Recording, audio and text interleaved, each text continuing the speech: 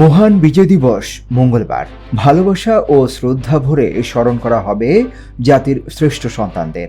দীর্ঘ ৯ মাসের রক্তক্ষয়ী যুদ্ধ শেষে ১৯৭১ সালের ১৬ ডিসেম্বর বাংলাদেশ স্বাধীন হয়, অর্জিত হয় বহুল কাঙ্ক্ষিত বিজয়।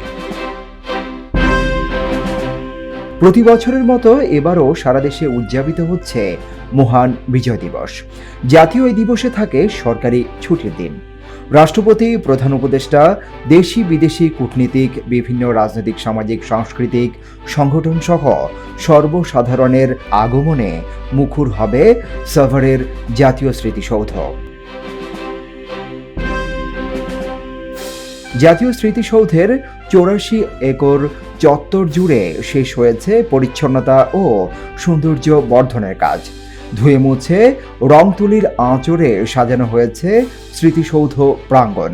পুলিশের পক্ষ থেকে নেওয়া হয়েছে ৪ স্তরের নিরাপত্তা ব্যবস্থা। জাতি স্মরণ করবে মুক্তিযুদ্ধে প্রাণ বিসর্জন দেয়া শহীদদের।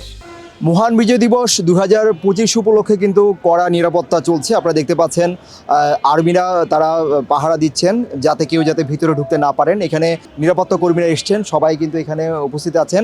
সবাই হচ্ছে যে যাতে বিজয় দিবসটা যাতে সুন্দর হয় তারা সেই রকম চেষ্টা করছেন।